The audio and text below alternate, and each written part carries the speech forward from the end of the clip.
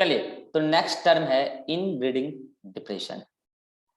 Inbreeding depression समझाऊंगा मैं, लेकिन ये पर्टिकुलर टर्मिनोलॉजी आपको तभी समझ आएगा जब आपको थोड़ा बहुत पॉलिनेशन का आइडिया हो। मैं आपको देता हूं, क्योंकि आप मॉर्फोलॉजी पढ़ चुके हैं तो आपको पॉलिनेशन थोड़ा बहुत समझ में आ जाएगा। ठीक है, देखो, पॉलिनेशन के बिहाफ पे प्लांट होता है दो प्रकार का। एक प्लांट होता है सेल्फ पॉलिनेटेड प्लांट, ठीक है, और एक प्लांट होता है cross pollinated plant. Self pollinated plant वो होता है जिसमें होता है सेल्फ पॉलिनेशन, पॉल्यूशन नहीं है ये, पॉलिनेशन। और क्रॉस पॉलिनेटेड वो प्लांट होता है जिसमें होता है क्रॉस पॉलिनेशन। पहले बात ये समझो कि पॉलिनेशन का मतलब क्या होता है। पॉलिनेशन का मतलब होता है पॉलेन और एग का मिल जाना, फर्टिलाइज नहीं होना। मतलब पॉलेन का एग के पास पहुंच जाना। अब जब पहुंच जाएगा तो आगे तो फर्टिलाइजेशन हो जाएगा, यानी कि पॉलिनेशन के बाद फर्टिलाइजेशन हो जाएगा। तो पॉलिनेशन का मतलब होता है क्या, पॉलेन जो कि मेल गेमिट माना जाता है, मेल पार्ट, और एग होता है फीमेल गेमिट, फीमेल पार्ट, यानी कि मेल पार्ट का फीमेल पार्ट के पास पहुंच जाना। ठीक है, फिर उसका फर्टिलाइजेशन हो जाएगा, फ्यूजन हो जाएगा, फर्टिलाइजेशन कहलाएगा। तो ये होता है पॉलिनेशन। अब सेल्फ पॉलिनेटेड प्लांट क्या होता है और क्रॉस पॉलिनेटेड प्लांट क्या होता है, इसको ध्यान से समझना। यहां देखो, एक सिंगल प्लांट है, एक सिंगल प्लांट में जो फ्लावर हुआ है, उस फ्लावर में यहां पर पॉलेन भी बना है और एग भी बना है। और ज्यादातर फ्लावर बाइसेक्सुअल ही होता है। बाइसेक्सुअल फ्लावर का मतलब पॉलेन भी बन रहा है और एग भी बन रहा है, नो प्रॉब्लम, बन रहा है। अगर ये दोनों एक ही प्लांट के फ्लावर है और बाइसेक्सुअल फ्लावर है, या फिर ये केस भी हो सकता है, सुनना, एक केस, हालांकि ये सब चीज मैं आपको उसमें डिटेल में पढ़ा दूंगा पॉलिनेशन में, प्लांट प्रोडक्शन में। जैसे मान लो एक फ्लावर है, ठीक है, एक फ्लावर ये है, टू डिफरेंट फ्लावर है, और यहाँ क्या बना है, यहाँ बना है पॉलेन, ये केवल मेल फ्लावर था, पॉलेन, और यहाँ बना है एग। लेकिन भाई प्लांट तो सिंगल है, प्लांट तो सिंगल है ना। यहाँ पे भी देखो सिंगल प्लांट है, यहाँ पे भी सिंगल प्लांट है। यहाँ अलग बात है कि ये क्या है, बाइसेक्सुअल फ्लावर है ये वाला, क्योंकि इसी पर पॉलन एग दोनों बना है। यहाँ यूनिसेक्सुअल फ्लावर है, क्योंकि एक फ्लावर के पास एक ही सेक्स ऑर्गन है, इसके पास मेल सेक्स ऑर्गन है तो इसने पॉलन बनाया, इसके पास फीमेल सेक्स ऑर्गन है तो इसने एग बनाया। अगर ऐसी कंडीशन में इस मेल और फीमेल का एक साथ पहुंचना है, क्योंकि देखो पॉलन बनेगा ऊपर की तरफ और एग है नीचे की तरफ, तो पॉलन ऊपर से झरझर के नीचे पहुंचना है, this is called self pollination. और यहाँ क्या हो रहा है, पॉलन यहाँ बना, एग इस वाले फ्लावर के पास पहुंचना है, तो ये पॉलन उड़ उड़ के इधर पहुंच रहा है, this is called self pollination. जिस प्लांट में सेल्फ पॉलिनेशन होता है वो कहलाता है सेल्फ पॉलिनेशन। अब इसका क्या सिग्निफिकेंस यहाँ सब अभी आपको समझाऊंगा, रुक जाओ। अब आते हैं क्रॉस पॉलिनेशन में। यहां बना, इस फ्लावर के पास, इस पर्टिकुलर प्लांट के पास पॉलन एग दोनों बना है, बाइसेक्सुअल फ्लावर है, इसके पास भी पॉलन एग दोनों बना है, बाइसेक्सुअल फ्लावर, हो सकता है यूनिसेक्सुअल भी हो, हम बाइसेक्सुअल लेके चल रहे हैं, बाइसेक्सुअल फ्लावर है। लेकिन जब इसका पॉलन बना तब इसका एग नहीं बना था उस टाइम, तब इसका एग मैच्योर नहीं हो पाया था, या फिर जब पॉलन एग दोनों मैच्योर भी हुआ तो इसका पॉलन उड़ उड़ के कहीं और चला गया, यहां ठहर नहीं पाया, सेल्फ पॉलिनेशन नहीं हो पाया। और जहां गया वहां पर एग उस पॉलन का इंतजार कर रही थी कि दूसरे प्लांट से आए, यानी कि इसका पॉलन एक प्लांट से दूसरे प्लांट के पास गया है। और अगर ऐसा हो रहा है तो this is called as cross pollination. तो इसको क्या बोला मैंने, सीपी, क्रॉस पॉलिनेशन। इसको क्या बोला मैंने, सेल्फ पॉलिनेशन, एसपी। इसको भी क्या बोला मैंने, सेल्फ पॉलिनेशन, एसपी। बोलो सेल्फ पॉलिनेशन और क्रॉस पॉलिनेशन क्या होता है, ये तो समझ आ गया होगा। अगर सेम प्लांट के मेल गेमिट और फीमेल गेमिट फ्यूज कर रहे हो, पॉलन एग मतलब फ्यूज नहीं कर रहे हो, पहुंच रहे हो एक दूसरे के पास, सेल्फ पॉलिनेशन। और अगर डिफरेंट प्लांट के पॉलन और एग आपस में एक दूसरे को अप्रोच कर रहे हो तो that is called as cross pollination. बात क्लियर है। अब मुझे एक बात गौर से बताना है, आपको पता है कि एक सिंगल प्लांट है, एक सिंगल सीड से बना होगा, कभी एक सीड रहा होगा और उस सीड में, उस एक सीड, सिंगल सीड है, मतलब एक सिंगल सेल है ये, मतलब कि सिंगल स्ट्रक्चर है, ठीक है। बाद में इस सीड से, सीड मान लो एक प्रकार का एम्ब्रियोनिक स्टेज है, वो सीड किसी ने किसी जायगोट से बना है, जायगोट मेल और फीमेल गैमेट से बना है वैसे ही, ठीक है। वो आपको प्लांट प्रोडक्शन में पता चलेगा। तो इसके सीड के अंदर जो सेल है, उससे जब ये पूरा प्लांट बना तो उसी टाइप का पूरा सेल इस पूरे प्लांट में रहा होगा, यस और नो, रहा होगा ना। तो मुझे एक बात बताओ, ये एग और पॉलेन का जीनोटाइप सेम रहा होगा या अलग रहा होगा? सेम रहा होगा। सेम रहा होगा, यानी कि दोनों सेम का रहा। हाँ बिल्कुल सेम रहा होगा, 100% सेम रहा होगा। हाँ बस अंतर है कि वो क्रोमोजोम का वो चक्कर है कि ये फीमेल गेमेट और वो मेल गेमेट है, ठीक है, वो सब बाद में आपको पता चल जाएगा कि फ्लावर में सेक्सुअलिटी कैसे डिवाइड होता है। लेकिन हाँ इन दोनों में काफी क्लोज रिलेशन है या डिस्टेंट रिलेशन है, इतना बता दो मुझे। Close relation. अब मुझे एक बार बताओ, इसका पॉलन और इसका पॉलन जब इसका एग जब फ्यूज करेगा तो ये क्लोज रिलेशन है या डिस्टेंट रिलेशन है? डिस्टेंस तो रिलेशन। मुझे बताओ सेल्फ पॉलिनेशन इनब्रीडिंग का एग्जांपल है या आउटब्रीडिंग का एग्जांपल है? इनब्रीडिंग। इनब्रीडिंग। ये इनब्रीडिंग। और क्रॉस पॉलिनेशन किसका एग्जांपल हो गया? आउटब्रीडिंग का example। आउटब्रीडिंग। आउटब्रीडिंग। अब समझना, तो मुझे एक बात बताओ, जहां इनब्रीडिंग वाला प्लांट है जो सेल्फ पॉलिनेटेड प्लांट है, उसमें तो हाइब्रिड वाइगर नाम का कोई चीज ही नहीं होगा। हाइब्रिड वाइगर तो वहां होगा जहां आउटब्रीडिंग होता है। हाइब्रिड वाइगर क्या होता है अभी समझाए ना, आउटब्रीडिंग कर करके प्लांट में ऑफस्प्रिंग पेरेंट से भी ज्यादा सुपीरियर कैरेक्टर ले आए, इसको बोलते हैं हाइब्रिड वाइगर, अभी बताया था हाइब्रिड वाइगर। तो मुझे बताओ, क्या इन सेल्फ पॉलिनेटेड प्लांट में जहां इनब्रीडिंग चलता है, क्या वहां पे हाइब्रिड वाइगर नाम का कोई चीज मिलेगा? जल्दी बोलो। No sir. नहीं। वहां हाइब्रिड वाइगर नो सर। मिलेगा ही नहीं, वो तो इनब्रीडिंग करता है, वो तो सेल्फ पॉलिनेटेड प्लांट है। लेकिन मुझे बताओ, जो क्रॉस पॉलिनेटेड प्लांट है आउटब्रीडिंग कर रहा है, कि इसका वजह से क्या हाइब्रिड वाइगर होता जा रहा है? यस और नो? Yes sir. और हाइब्रिड वाइगर का Yes, मतलब sir. क्या, होमोजाइगोसिटी का बढ़ना या हेटेरोजाइगोसिटी का बढ़ना? हेटेरोजाइगोसिटी का बढ़ना। हेटेरोजाइगोसिटी का बढ़ना, हेटेरोजाइगोसिटी का बढ़ना, और किसका घटना?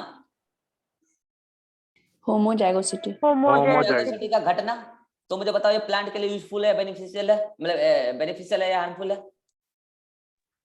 बेनिफिशियल है। ये बेनिफिशियल, ये बेनिफिशियल है, नो प्रॉब्लम। तो हाइब्रिड वाइगर क्या होता है आपको समझ में आ गया। अब मैं बता रहा हूं इन ब्रीडिंग डिप्रेशन। इन ब्रीडिंग में डिप्रेशन नहीं है, इन ब्रीडिंग की वजह से डिप्रेशन है। तो मुझे एक बात बताओ, डिप्रेशन में कौन जाता है? पता है डिप्रेशन में कौन जाता है?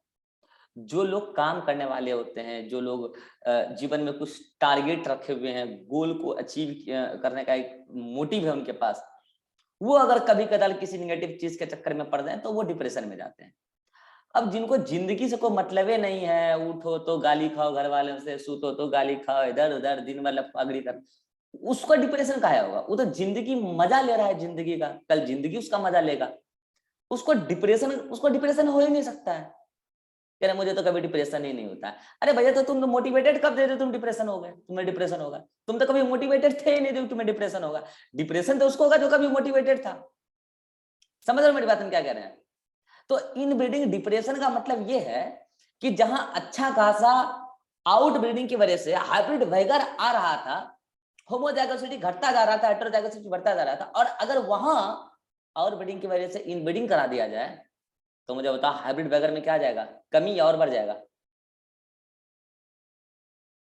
कमी। कमी। और ये कमी किसकी वजह से आएगा? इन ब्रीडिंग की वजह से, आउट ब्रीडिंग की वजह से? Inbreeding. This is called as inbreeding depression. This is called as inbreeding depression. बच्चे क्या, इसका मतलब क्या निकाल रहे हैं मैं बता रहा हूं, आप लोग में भी से कई बच्चे कंफ्यूज होंगे अगर पहले जेनेटिक्स पढ़े होंगे, कि सेल्फ पॉलिनेटेड प्लांट जो है ना, यहाँ पे इनब्रीडिंग होता है, इसकी वजह से यहाँ पे होमोजाइगोसिटी बढ़ता जा रहा है और हेटेरोजाइगोसिटी है नहीं, तो this is called as inbreeding depression. आपने टीचर भी बताते हैं, आप टेंशन क्यों ले रहे हो? टीचर भी आपके टाइप के हैं बहुत सारे, है ना? हाँ, कॉपी में बिल्कुल लिखवा देते हैं कि सेल्फ पोलिनेटेड प्लांट में इनब्रीडिंग की वजह से होमोजाइगोसिटी का बढ़ता जाना, हेटेरोजाइगोसिटी का घटता जाना, this is called inbreeding depression. घंटा तुम्हें पता नहीं है, ज्ञान नहीं है, तुमने पढ़ा नहीं है genetics. This is called inbreeding depression. तो इनब्रीडिंग डिप्रेशन तो उसमें मिलेगा ना। डिप्रेशन मैंने डिप्रेशन किसको होता है? जो मोटिवेटेड था। मुझे वो बात बताओ, जो प्लांट जीवन भर आजीवन खुद ही इनब्रीडिंग कर रहा है, जो खुद ही कभी मोटिवेटेड नहीं था, वो कभी डिप्रेशन में जाएगा? है? समझ रहे हो मैं क्या कहना चाह रहा हूं? कितने लोग समझ रहे हैं? हाथ खड़ा कीजिए। अरे भैया, जहां पहले से हाइब्रिड वाइगर नाम का कोई चीज ही नहीं मिलता था, जहां हाइब्रिड वाइगर नाम का चीज ही नहीं था, क्योंकि वहां ऑलरेडी इनब्रीडिंग ही चल रहा है स्टार्टिंग से, तो वहां हाइब्रिड वाइगर में कमी कहां से आएगा? हाइब्रिड वाइगर मिलेगा तब ना उसमें कमी लाएंगे जी। इनब्रीडिंग डिप्रेशन या हाइब्रिड वाइगर में कमी आना, उसमें हाइब्रिड वगैरह कभी मिला ही नहीं है सेल्फ प्रोडक्टिव प्लांट में। तो ये किसमें मिलता है हाइब्रिड वगैरह की कमी? तो जहां हाइब्रिड वगैरह मिलेगा, तो हाइब्रिड वगैरह कहाँ मिलता है? क्रॉस पोलिनेटेड प्लांट में। तो क्रॉस पोलिनेटेड प्लांट में आउटब्रीडिंग की वजह से हाइब्रिड वगैरह आता है। तो हाइब्रिड वगैरह में कमी कब आएगा? जब आउटब्रीडिंग ना हो, इनब्रीडिंग करवाने लगे उसमें, तो उसकी वजह से क्या होगा? हाइब्रिड वगैरह में कमी आ जाएगा। This is called as inbreeding depression. कितना को क्लियर हो गया इनब्रीडिंग डिप्रेशन? हाथ खड़ा करो। और फोटो लेना है तो फोटो ले लो इसका, अगर बनाना बनाना, मैंने कहा ना कई सारी चीजें आपके नोट्स में नहीं है, अगर आपको फोटो लेना है तो फोटो ले सकते हो आप, ठीक है। बाकी आप अपने हिसाब से चाहो तो एडमिट कर लेना, ठीक है। मुझे यहाँ पे थ्योरी लिख दिया मैंने, इतना काफी है, ठीक है, तब पढ़ लेना है। तो ये एक टर्मिनोलॉजी था लास्ट। अब लास्ट 2 और टर्मिनोलॉजी बचा है, that is the forward genetics and reverse genetics. इसका क्या मतलब है, सुना ध्यान से। फॉरवर्ड जेनेटिक्स आप ऐसा भी याद रख सकते हो कि फॉरवर्ड मतलब पहले। तो एक बात बताओ, आज जो स्टडी हो रही है, जो रिसेंट जेनेटिकल स्टडीज हो रही है, रिसर्च हो रहा है, ठीक है, उसमें मेंडेलियन वर्क को एज अ आइडियल मान के बढ़ते हैं आगे, जेनेटिक्स की स्टडी करते हैं। लेकिन हाँ, आज हम स्टडी कर रहे हैं, हम और आप मिलकर स्टडी कर रहे हैं, रिसर्च कर रहे हैं, लेकिन हमसे पहले मेंडल वगैरह आए थे कि नहीं आए थे? मेंडल आए थे, मॉर्गन आए थे। तो उन लोगों ने जो स्टडी किया उसको बोलते हैं फॉरवर्ड जेनेटिक्स। लेकिन इसका मतलब ये नहीं कि जो पूर्वजों ने किया वो फॉरवर्ड जेनेटिक्स है। फॉरवर्ड जेनेटिक्स का मतलब ये है कि जो हमारे पूर्वज लोग स्टडी करते थे जेनेटिकल स्टडी, वो क्या करते थे, पहले कोई कैरेक्टर देखते थे। जैसे मेंडल क्या बोले, उन्होंने टॉल और ड्वार्फ मतलब हाइट एक कैरेक्टर देखा, फिर उन्होंने बोला कि इस कैरेक्टर को कंट्रोल करने वाला कोई ना कोई फैक्टर होता होगा। मॉर्गन भी ऐसे ही कहते थे, ये कैरेक्टर आई कलर, ये कैरेक्टर इसको रेगुलेट करने वाला फलाना जीन, यानी कि वो कैरेक्टर को देख के उसका जीन बोलते थे, यानी कि वो फिनोटाइप को देख के जीनोटाइप डिसाइड करते थे कि इस फिनोटाइप को कौन सा जीनोटाइप रेगुलेट कर रहा होगा। अगर जीनोटाइप से फिनोटाइप पे जा रहे हैं, सॉरी फिनोटाइप से जीनोटाइप पे जा रहे हैं, कैरेक्टर को देख के बोल रहे हैं कि इसका जेनेटिक कंस्टिट्यूएंट्स क्या रहा होगा, this is called as forward genetics. मगर आज के डेट में हम क्या करते हैं, आज के डेट में जो स्टडी होती है जेनेटिकल स्टडीज, फॉरवर्ड जेनेटिक्स नहीं होती है, रिवर्स जेनेटिक्स होती है। ज्यादातर रिवर्स जेनेटिक्स ही होती है। आज हम क्या करते हैं, किसी भी पर्टिकुलर जीन को पहले आइसोलेट करते हैं, उसका एक्सप्रेशन का स्टडी करते हैं, उससे बनने वाले प्रोडक्ट का केमिकल लेवल पता लगाते हैं, और तब हम कहते हैं कि ये प्रोडक्ट कौन से पर्टिकुलर फंक्शन को, कौन से पर्टिकुलर फिनोटाइप को रेगुलेट कर रहा होगा। मतलब आज पहले हम जीनोटाइप की मदद से फिनोटाइप को निकालते हैं, यानी कि उल्टा हो गया रिवर्स जेनेटिक्स। इसमें बच्चों को बहुत कंफ्यूजन होता है, समझ तो जाता है कि दोनों एक दूसरे का उल्टा है, लेकिन याद नहीं रहता है कि फॉरवर्ड कौन है, रिवर्स कौन है। तो आप कैसे याद रखोगे, फॉरवर्ड किसका जेनेटिक्स है, जो हमारे पूर्वज लोग हैं, मॉर्गन, मेंडल। और उन लोग क्या करते थे, उस टाइम जीन आइसोलेट करना आसान नहीं था, बता रहा हूं याद कैसे रखना है। उस टाइम जीन आइसोलेट करना इतना आसान नहीं था जितना आज है। तो वो लोग पहले कैरेक्टर देखते थे और बोलते थे इसको कोई ना कोई जीन रेगुलेट करता होगा, यानी कि फिनोटाइप से वो जीनोटाइप को डिसाइड करते थे। मगर आज के डेट में जीन आइसोलेट करना आसान हो चुका है टेक्नोलॉजी के डेवलपमेंट की वजह से। तो आज के डेट में हम लोग क्या करते हैं, पहले जीन निकाल लेते हैं, तब डिसाइड करते हैं कि किस किस प्रकार का कैरेक्टर को रेगुलेट कर रहा है। तो ये रिवर्स जेनेटिक्स है। This is all about genetical terms. मैंने जो भी जेनेटिकल टर्म्स बताए हैं ये चैप्टर में भरपूर इस्तेमाल होगा। और अब मेरा दिमाग खराब मत कर देना आगे, जब मैं न्यूमेरिकल कराऊंगा नहीं बनेगा, मतलब आपकी कमी है, आप जेनेटिकल टर्म्स को समझे नहीं ढंग से। मैंने आपको टोटल 22 टर्म्स बताए हैं, मन से लिख लिख के याद कर लेना, बोल बोल के याद कर लेना, पूरा चैप्टर आसान हो जाएगा। अगर आप में से किसी को यहाँ तक डाउट है तो आप पूछ सकते हैं। अभिषेक? No sir. हाँ Rajeshwari? No sir. Srishti? No sir. Vivek? No sir. चलिए, तो यहां तक का एक पार्ट हमारा समाप्त हुआ और अब हम आते हैं चैप्टर पर। अब आपका चैप्टर स्टार्ट होगा, ठीक है।